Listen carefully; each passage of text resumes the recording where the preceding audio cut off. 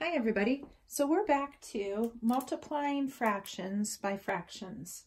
So we have some problems that we're going to work on today.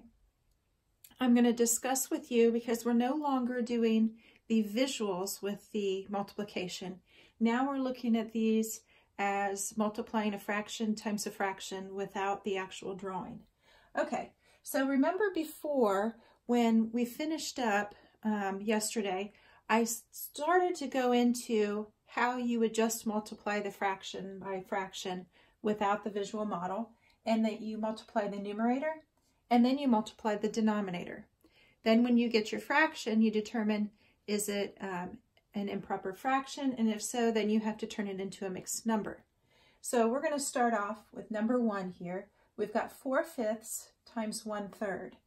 So when we do this, we multiply the numerators first, and we have 4 times 1 is 4, and then we have 5 times 3 is 15. So the answer would be 4/15.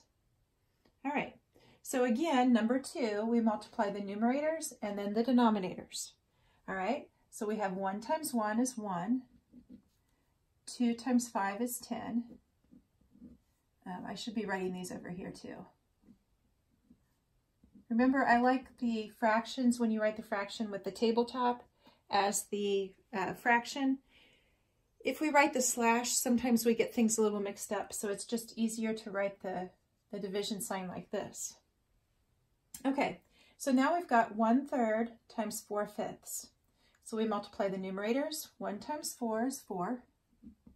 And then we multiply the denominators. 3 times 5 is 15. Now I'm noticing, look here, we've got the commutative property. So we've got 4/5 times 1/3, or 1/3 times 4/5.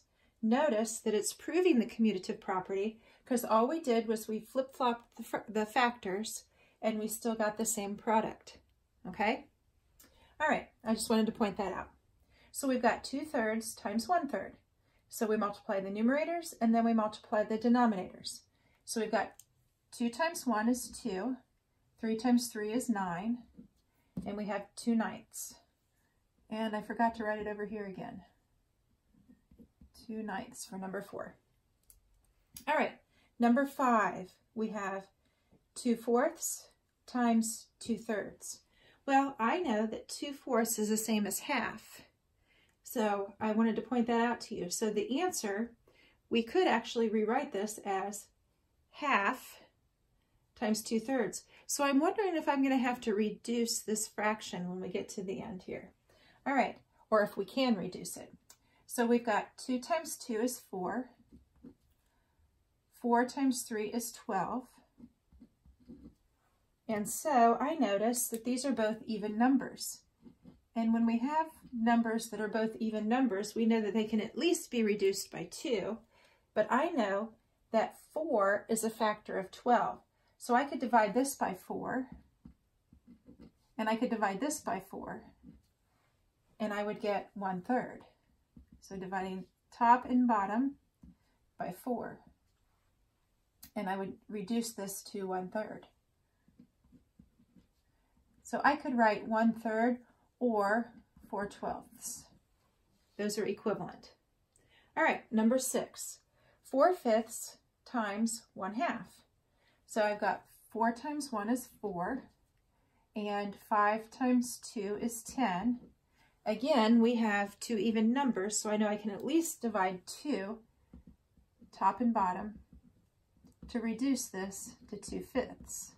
So for number 6, 4/10, or, and I wrote 15, I'm sorry, it's supposed to be a 5, 2/5. All right. So what I would like you to do is I would like you to try the last group here and see if you're understanding how to multiply the fractions. Remember, I can write a little reminder for you up here. You multiply numerator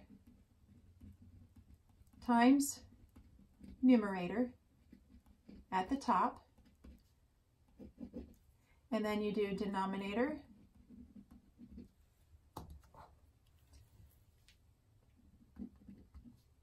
times denominator.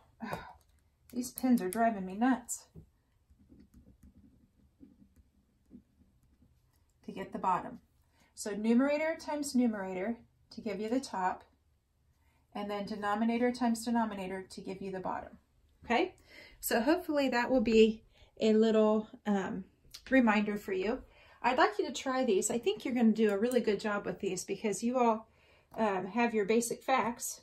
So that's all you really need to have in order to complete these. And see if you can find any others. Or any others? Any other of these show the commutative property, like 1 and 3? All right, so you go ahead and work on 7 through 12, and then we'll come back tomorrow. All right, I want you to keep watching, keep thinking, and always stay curious. I'll see you tomorrow.